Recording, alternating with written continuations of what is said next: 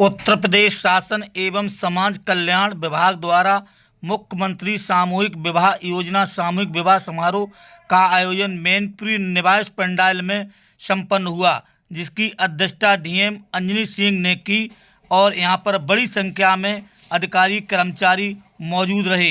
यहां लगभग 300 जोड़ा एक दूसरे के गले में वरमाला डालकर हम सफर बने।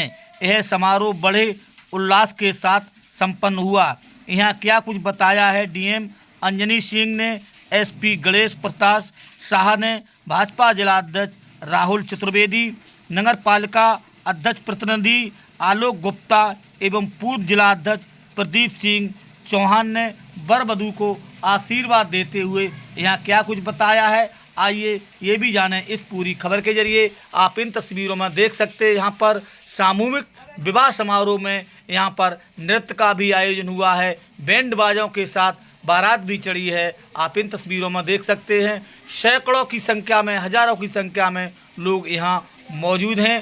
300 से अधिक जोड़ों ने एक दूसरे के गले में वरमाला डालकर हम सफ़र बने हैं, जीवन साथी बने हैं। आप इन तस्वीरों में देख सकते हैं।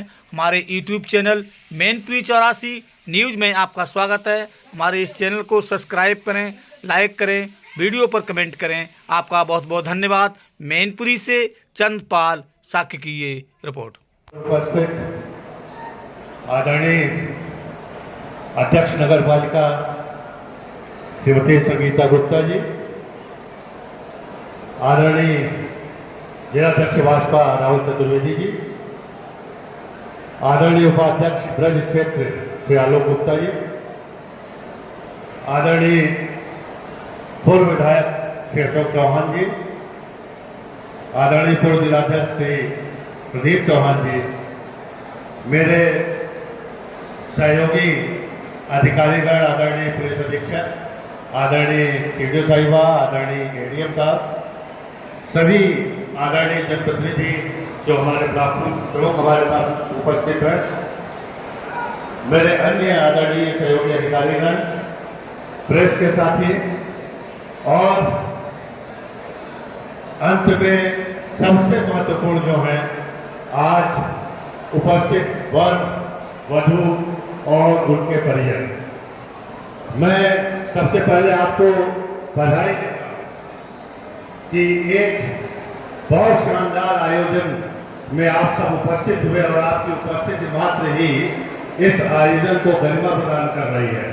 मैं मंच पर अपने यहाँ बैठा हुआ था और मेरे दृष्टि जहाँ तक जा रही थी, वहाँ खिले हुए चेहरों पर प्रसन्नता, उल्लास, कहीं वर गुलाबी पगड़ी में इतरा रहा है, कहीं वधू अपने जोड़े में शर्मा रही है, कहीं जयमाल हो रहा है, कहीं पुष्प वर्षा हो रही है, कहीं वर और वधू के परिजन उत्साह से भरे हुए हैं।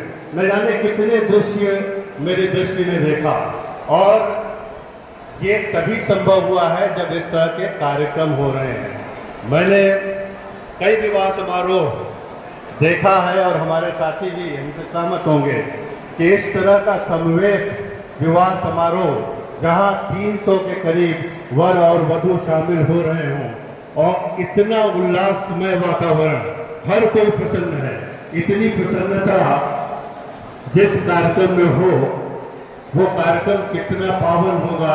और इन सब कार्यक्रम, इस कार्यक्रम के सूत्रधार, इस कार्यक्रम जिनकी प्रेरणा से हो रहा है, हमारे माननीय मुख्यमंत्री जी के विचार कितने पावन होंगे कि हम अंत्योदय की बात करते हैं, वे अंत्योदय की संकल्पना को जमीन पर उतार कर दिखाते हैं।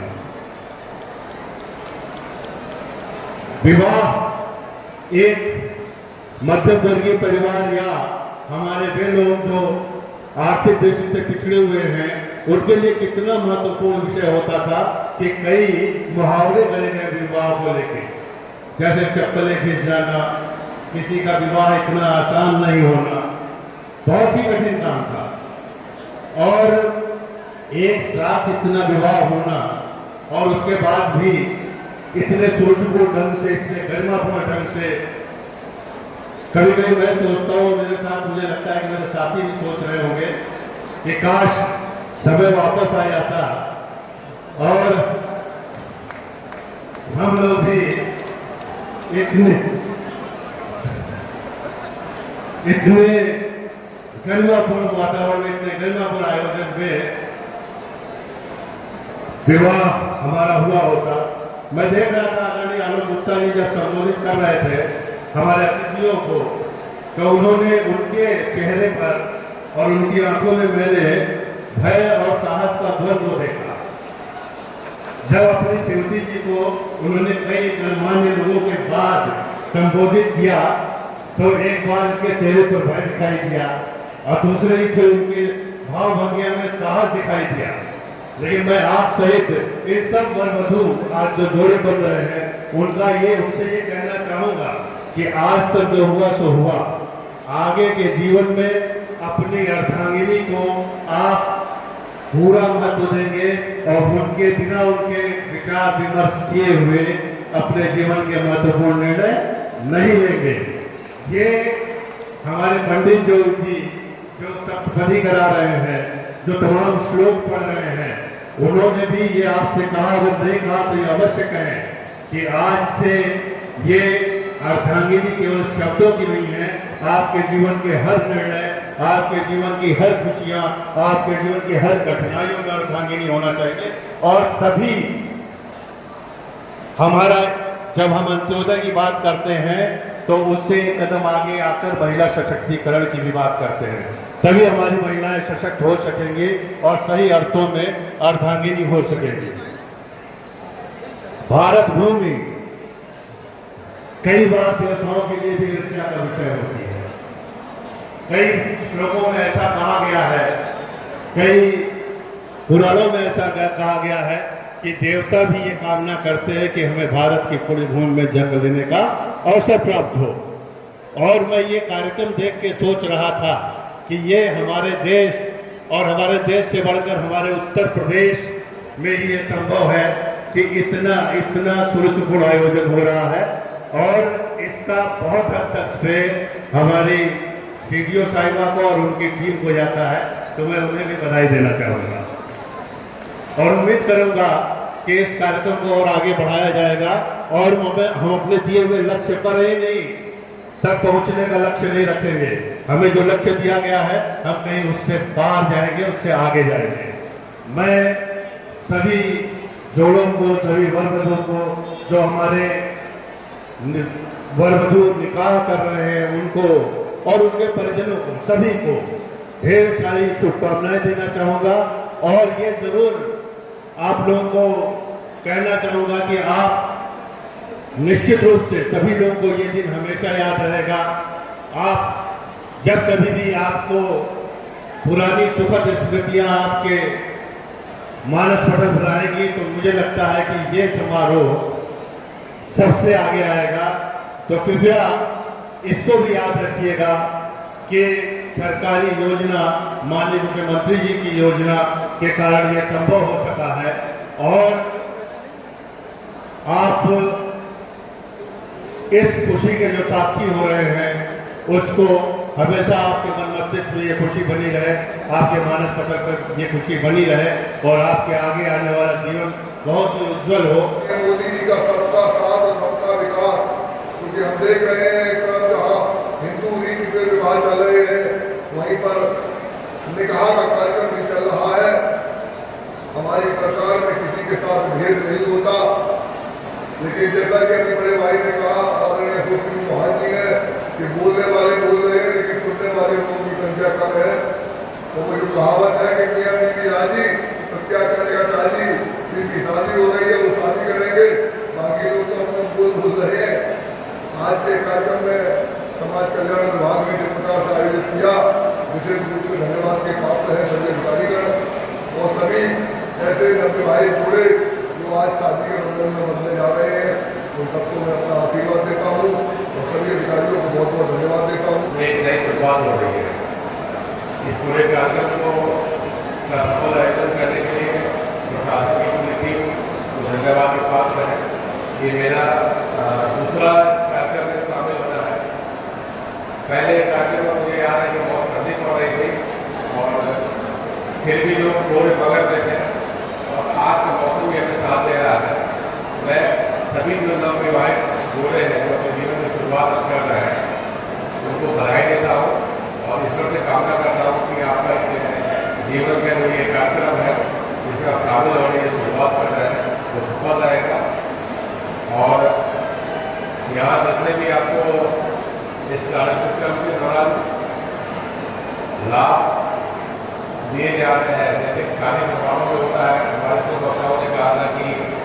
शादी समारोह जाने में एक आयोजन होता है, बल्कि इस कार्यक्रम में कई रस्म रिवाज, कई पद्धतियाँ और कई चीज़ें जुड़ी होती है। तो सभी चीज़ों का यहाँ पर की व्यवस्था की गई है और जिस तरह मैं खुशनुमा माहौल में इसको देख रहा हूँ कि आप लोग इसका आनंद ले रहे हैं, ये बहुत अच्छा लग रहा है। सब हृदय की गहराइयों से इन सभी जोड़ों को बहुत बहुत आशीर्वाद देता हूँ, शुभकामनाएं देता हूँ। और उत्तर प्रदेश के यशस्वी मुख्यमंत्री जी आदरणीय योगी आदित्यनाथ जी की इस अद्भुत योजना के लिए मैं उनका बहुत अभिनंदन करता हूं कि जैसा प्रदीप जी कह रहे थे, हमारे जो अभिभावक हमारे भारतीय जनता पार्टी से लेकर के जनसंघ के जो प्रेरणा स्रोत रहे, ऐसे युग पुरुष पंडित दीनदयाल उपाध्याय जी का जो सपना था, जिन्होंने पूरी दुनिया में एकात्म मानववाद का दर्शन दिया, पूरी दुनिया में अंत्योदय का सिद्धांत दिया और प्रभावी रूप से इसको स्वीकार किया गया है। ऐसे मनीषी के जो उनकी कल्पना थी उसको साकार करने का काम हमारे देश के यशस्वी प्रधानमंत्री जी ने किया है, जिन्होंने गांव, गरीब, किसान, झुग्गी झोपड़ी के इंसान और माता और बहनों के सम्मान के लिए पहले ही कार्यकाल में 125 योजनाओं को लॉन्च करके समाज के अंतिम व्यक्ति का उत्थान करने का काम किया। और ये तब और महत्वपूर्ण हो जाता है जब उत्तर प्रदेश में 2017 में आदरणीय योगी आदित्यनाथ जी ने शपथ ली और शपथ के बाद केंद्र की योजनाओं का क्रियान्वयन बड़ी शिद्दत के साथ नीचे तक उतारने का काम किया। और मैं अक्सर सोचता हूं, मैंने देखा अपनी आंखों से वो गरीबी का दौर भी देखा है कि लोगों ने अपनी बेटी के हाथ पीले करने के लिए भागते भागते दहेज के लिए खेत गिरवी रख दिया, मकान गिरवी रख दिया और उस कर्ज को चुकाने का नौबत जब आई तो उसको स्वयं पीला हो गया, बर्बाद हो गया। इन सब की चिंता अगर किसी ने की है तो उत्तर प्रदेश के यशस्वी मुख्यमंत्री जी ने की है। उन्होंने कहा उत्तर प्रदेश के समाज के अंतिम वर्ग के गरीब परिवार के लोगों, अब आपको चिंता करने की कोई आवश्यकता नहीं है। उत्तर प्रदेश की गरीब की बेटी का अभिभावक उत्तर प्रदेश का मुख्यमंत्री योगी आदित्यनाथ बन चुका है। एक एक गरीब बेटी के विवाह के लिए तमाम धर्मों की मर्यादाओं को तोड़ करके अभी आज 354 जोड़े इस पवित्र दाम्पत्य सूत्र के बंधन में बंध रहे हैं। तमाम हमारे जोड़े जो आज निकाह मुस्लिम समाज के जो निकाह करने जा रहे हैं, इन सभी जोड़ों को बहुत बहुत शुभकामनाएं, बहुत बहुत आशीष। ईश्वर इनका जीवन बहुत ही सफल करे। कल विवाह के बंधन में बंधेंगे ऐसे सभी नवयुवक, मैं अपनी भावनाएं, अपनी ये आशीष कि आप सब गृहस्थ जीवन में पुष्पित हो, पल्लवित हो। मैं इतना जरूर कहूंगा कि माननीय मुख्यमंत्री जी हमारी पार्टी का जिस दलीय लोकतंत्र में दल की सरकारों का ध्येय होता है, अंत्योदय दर्शन है, उस पर ही चल रहे हैं। कोई भी गरीब जिसकी बेटी विवाह योग्य है या कोई ऐसी मां बहन बेटी दुर्भाग्य से वो परित्यक्ता हो गई है या विधवा हो गई है, उनके विवाह के लिए सरकार ने ये जो 51,000 रुपए और सामाजिक संस्थाओं से प्राप्त अन्य सहयोग उसके माध्यम से ये तय किया कि कोई भी गरीब माता पिता अभिभावक ये न सोचे कि हम अपनी बेटी के हाथ कैसे पीले करेंगे, उसे अपनी खेती बेचनी न पड़े, गहने गिरवी न रखने पड़े, साहूकारों के यहाँ कर्ज के चंगुल में न फंसना पड़े। इसलिए हमारे उत्तर प्रदेश के यशस्वी तपस्वी मुख्यमंत्री योगी आदित्यनाथ जी ने अपने पहले कार्यकाल से लेकर अभी तक अनवरत मुख्यमंत्री सामूहिक विवाह योजना के माध्यम से बहनों बेटियों के हाथ पीले करने का जो निश्चय किया है, इस पंडाल में कई इस तरह के सामूहिक विवाह कार्यक्रम आयोजित हो चुके हैं। उसी श्रृंखला में आज भी 200 से अधिक जोड़े आज अपने विवाह बंधन में बंधकर अपने गृहस्थ जीवन के मार्ग पर चलने वाले हैं, मेरा परमपिता परमात्मा से यही निवेदन है, उनके गृहस्थ जीवन के मार्ग को प्रशस्त करें, सहज करें, सरल करें। और इनसे भी सबसे निवेदन है कि आप अपने जीवन में अपने उद्यम के माध्यम से बहुत कुछ हासिल करें, लेकिन जो सरकार ने भी आपको एक अवसर दिया है, लोकतंत्र में प्रजा और लोक के कल्याण का ही कार्य होता है। आप जो और अन्य शासकीय योजना है उनका भी लाभ लें, अपना भी उद्यम करें, अपना भी श्रम करें और अपने जीवन को सरल बनाएं। तो इतना अवश्य कहूंगा, जो आप सबकी चिंता कर रहे हैं हमारे योगी आदित्यनाथ जी, और जो उनको जिनसे प्रेरणा मिलती देश के प्रधानमंत्री नरेंद्र मोदी जी, इनको आप सबका आशीष मिलता रहे, आशीर्वाद मिलता रहे, ये स्वस्थ रहे, दीर्घायु हो, हमारे देश का, समाज का इसी तरह से कल्याण करते हैं। इन्हीं शब्दों